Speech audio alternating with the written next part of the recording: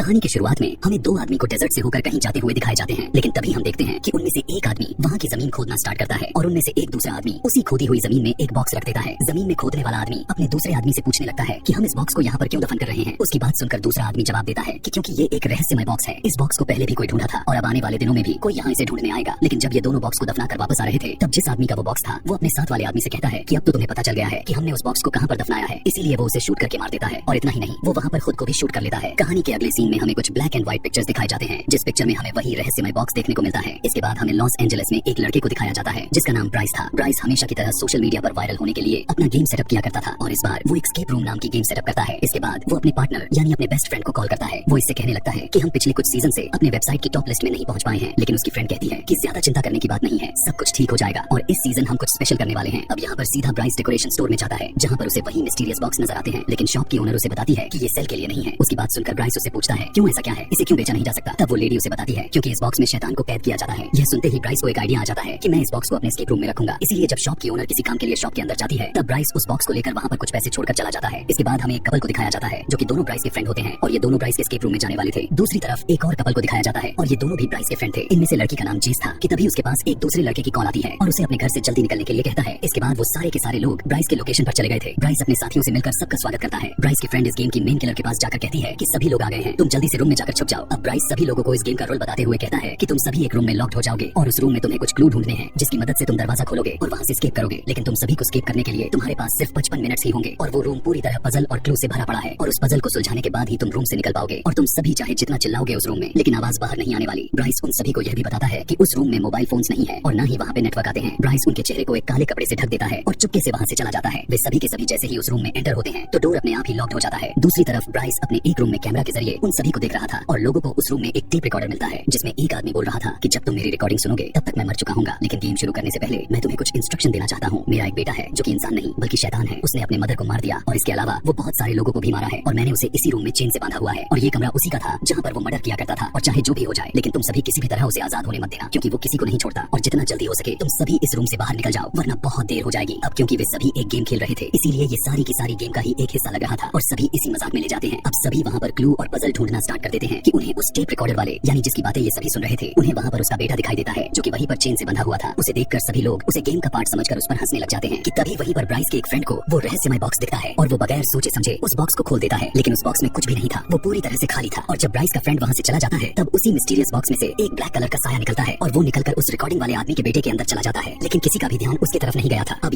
हम यहाँ से उस आदमी के बेटे को बॉक्समैन कहने वाले हैं। तभी उन्हें एक कबर्ड दिखाई देती है जिसमें लॉक लगा था। उस लॉक पर ये देखते हैं कि कुछ कोड नंबर थे जो कि 3 कलर के थे, रेड, ग्रीन और ब्लू थे। वहीं पर ब्राइस की फीमेल फ्रेंड को एक रेजर मिलती है जिस पर DER लिखा हुआ था और जब वो लड़की आगे की तरफ जाती है तभी उसे वहाँ पर एक रस्सी नजर आती है और जैसे ही वो उस रस्सी को खींचती है कि तभी अचानक से उस टेप रिकॉर्डर वाले आदमी की डेड बॉडी लटक जाती है। उसे देखकर वे सभी कुछ टाइम के लिए घबरा गए थे, लेकिन बाद में वो इसे भी सीरियस नहीं ले रहे थे और इसे भी मजाक में ले लेते हैं। फिर ब्राइस के फ्रेंड को एक कप के नीचे से 2 कॉइन मिलता है जिन्हें वो क्लू समझकर अपने पास रख लेता है। उधर दूसरी तरफ ब्राइस के सिग्नल्स अचानक से गायब हो जाते हैं जिससे उसे समझ में नहीं आ रहा था कि आखिर ऐसा क्यों हो गया। बॉक्समैन जो कि चेन से बंधा हुआ था अब वो अपने जगह से थोड़ा आगे आ चुका था, इसीलिए उन्हें अब थोड़ा थोड़ा शक भी होने लग गया था, जिस पर वो समझ गए थे कि बॉक्समैन की चेन ठीक 5 मिनट के बाद थोड़ा थोड़ा खुलती रहती है ताकि वो धीरे धीरे आगे बढ़ सके। अब ब्राइस के फ्रेंड को एक बुक शेल्फ में से 5 रेड, 3 ग्रीन और 4 ब्लू कलर के बुक्स दिखाई देते हैं जिससे वो समझ गए थे कि वो लॉक जो कपबोर्ड से लगा हुआ है वो इन्हीं 3 कोड के कॉम्बिनेशन से खुल जाएगा। इसीलिए जब वो उस कोड को अप्लाई करते हैं तब वो खुल जाता है। दरवाजा खुलते ही उसमें से इन्हें एक चाबी मिलती है और वो चाबी वहीं पर रखे हुए एक सूटकेस की थी। अब वो उस चाबी की मदद से उस सूटकेस को भी खोल लेते हैं जिसमें से उन्हें एक सीजर मिलती है और अब उनके पास सिर्फ 37 मिनट रह गए थे। फिर ब्राइस का मेल फ्रेंड इस सीजर को लेकर बॉक्समैन के पास जाता है। वहीं पर उसे एक कार्डबोर्ड बॉक्स दिखाई देता है जिस पर वो उस कैंची से उस बॉक्स को काट देता है जिसमें से उसे एक ड्रॉ का हैंडल मिलता है, लेकिन वो उस हैंडल को अपने एक दूसरे मेल फ्रेंड को दे देता है। लेकिन तभी अचानक से बॉक्समैन उस कैंची को उठाकर ब्राइस के फ्रेंड को मार देता है और इतना ही नहीं बल्कि वो बार बार उस कैंची से उसे स्टेप करता है और वो इतना दर्दनाक तरीके से मारता है कि ब्राइस का फ्रेंड वहीं पर मर जाता है। वे सभी अपने फ्रेंड को मरता हुआ देखकर अब बहुत ज्यादा डर जाते हैं, हताश जाते हैं, इसीलिए वे सभी दरवाजे को पीटते हुए चिल्लाने लगते हैं, लेकिन बाहर से उनकी आवाज बिल्कुल भी सुनाई नहीं दे रहा था। इसके बाद हमें ब्राइस को दिखाया जाता है जो कि अपने छत पर खड़ा हुआ था कि तभी उसके पास उसकी पार्टनर आकर उससे पूछती है कि तुम यहाँ पर क्या कर रहे हो, जिस पर ब्राइस कहता है कि मैं बहुत परेशान हो चुका हूँ क्योंकि मेरे कैमरे के सिग्नल्स अचानक से पता नहीं क्यों चले गए हैं, वो भी इस टाइम। उसकी बात सुनकर उसकी पार्टनर उससे कहती है कि तुम्हें गेम को बंद कर देना चाहिए, लेकिन ब्राइस ऐसा बिल्कुल भी नहीं करता। वो उसकी बात को मानने से इनकार कर देता है क्योंकि अगर वो ऐसा करेगा तो उनका गेम खराब हो जाएगा, जिसकी वजह से पब्लिक उसके एस्केप रूम को बेकार रिव्यूज देगी। उस रूम ब्राइस के सभी फ्रेंड्स काफी डर गए थे और काफी ज्यादा घबरा गए थे। वो बॉक्समैन पर वहाँ की चीजों को उठाकर मारने लगते हैं, लेकिन उसे इसका कोई भी असर नहीं हो रहा था। ब्राइस का फ्रेंड जेस के बैग से फोन को निकालकर पुलिस को कॉल करने की कोशिश करता है। इन्हें तो काफी अच्छे से पता था कि वहाँ अंदर नेटवर्क का नामो निशान भी नहीं था। अब जैसे जैसे टाइम खत्म होता जा रहा था, बॉक्समैन का चेन निकलता जा रहा था और बॉक्समैन आगे की तरफ बढ़ता जा रहा था, यानी उन सभी लोगों के करीब आता जा रहा था। ब्राइस का फ्रेंड कहता है कि हमें इस गेम को कंप्लीट करना होगा, वरना हमें यहीं पर इसी के हाथों से मरना पड़ेगा। कि तभी उसकी नजर एक ड्रॉ पर पड़ती है जिसका हैंडल गायब हो चुका था। अब वो उस हैंडल को वहाँ पर फिट कर देते हैं जो वो उन्हें कार्डबोर्ड से मिला था, और ऐसा करते ही वो ड्रॉ खुल भी जाता है जिसमें से एक छोटा सा बॉक्स निकलता है। अब उस बॉक्स में उन्होंने 4 कॉइन डालने हैं, तभी उसमें से एक चाबी मिलेगी। अब 2 कॉइन तो उसके पास थे जो कि उन्हें पहले मिले थे, लेकिन अब 2 और कॉइन को ढूंढना होगा। कि तभी उन्हें दीवार पर लगी 2 पेंटिंग्स अजीब लगने लग जाती है, और जब वो दोनों उस पेंटिंग को चेक कर ही रहे थे कि तभी ब्राइस की फीमेल फ्रेंड को लगने लगता है कि उसका वो फ्रेंड जिसे बॉक्समैन ने अभी अभी सीजर से मारा था वो अभी जिंदा है। इसीलिए वो उसके पास जाने लगती है, और अब उन सभी के पास सिर्फ 25 मिनट ही रह गए थे, और ब्राइस के फीमेल फ्रेंड के सिर में भी कैंची घुसा देता है, जिसकी वजह से उसकी भी वहीं पर डेथ हो जाती है। उस लड़की को भी मरता हुआ देखकर जेस और उसका फ्रेंड और भी ज्यादा डर जाते हैं और हताश कर चिल्लाने लगते हैं। इसीलिए अब वो दोबारा से गेम में लग जाते हैं। पेंटिंग को गौर से देखने पर उन्हें बहुत सारे ट्रायंगल्स दिखते हैं, जिसमें से 2 ट्रायंगल्स बटन थे। इसीलिए वो दूसरे वाले पेंटिंग पर लगाए बटन को ऑनर को फॉलो करते हुए उन्हें प्रेस करते हैं, जिससे कि वो खुल जाता है और वहाँ से उन्हें 2 कॉइन मिल जाते हैं, और वो उन दोनों कॉइन को उस बॉक्स के अंदर डाल देते हैं। लेकिन जो पहले उन्हें 2 कॉइन मिले थे, अब वो कॉइन उस बॉक्समैन के पास थे। तब ये देखकर वो काफी डर जाते हैं। ब्राइस के फ्रेंड को वहाँ पर एक स्मोक अलार्म दिखाई देता है जो कि बिल्कुल बॉक्समैन के ऊपर ही लगा हुआ था। इसीलिए वो जेस को समझाता है। वो उससे कहने लगता है कि मेरे पास एक लाइटर है, मैं बॉक्समैन के पीछे जाकर उसे डिस्ट्रैक्ट करूंगा, तब तक तुम लाइटर स्मोक अलार्म के पास ले जाकर जला देना। जिसके बाद जेस का फ्रेंड ऐसा ही करता है। वो बॉक्समैन के पीछे जाकर उसकी चेन को पकड़ लेता है और जेस उस लाइटर को स्मोक अलार्म के पास ले जाकर जलाने की कोशिश करने लगती है, लेकिन इससे कोई फर्क नहीं पड़ रहा था। जिसके बाद वो दोनों किसी तरह बचकर बॉक्समैन से दूर आ जाते हैं। टाइम गुजरता जा रहा था, अब उनके पास ज्यादा समय नहीं रह गए थे। उधर बाहर ब्राइस की फ्रेंड उसे समझा रही थी कि अगर उन लोगों को अंदर कुछ हो गया तो हम बहुत बुरा फंसेंगे, इसीलिए तुम्हें अब किसी तरह करके इस गेम को खत्म कर देना होगा। लेकिन ब्राइस इस बात के लिए भी तैयार नहीं हो रहा था। लेकिन अब वो उसकी सिग्नल्स जाने के पहले की वीडियो देखने लगता है कि आखिर सिग्नल कैसे चली गई, इसकी वजह क्या है, जिससे उसे पता चलता है कि सिग्नल्स तब गए थे जब उस रहस्यमय बॉक्स को खोला गया था। जिसके बाद वो गेम का किलर अजीब तरीके से कैमरे में देख रहा था, और इतना ही नहीं, उसने तो कैमरा का वायर ही निकाल दिया, और वजह ही यही थी कि सिग्नल चले गए थे। और अब ब्राइस को पता चल गया था कि यह सब कुछ उस बॉक्स को खोलने के बाद ही हुआ। अब क्योंकि जेस और उसके फ्रेंड के पास बचने का कोई चांस नहीं था, तो जेस का फ्रेंड उससे कहता है कि अब मैं जाऊंगा बॉक्समैन के पास उस कॉइन को लेने के लिए। लेकिन जेस उसे ऐसा करने से मना कर देती है। लेकिन जेस का फ्रेंड उसकी बात नहीं मानता और वो चला जाता है कॉइन लाने के लिए, और वो बॉक्समैन के पास जाने लगता है कि तभी उसे नीचे एक कांच का टुकड़ा दिखाई देता है। लेकिन उसे कांच का टुकड़ा उठाने से पहले ही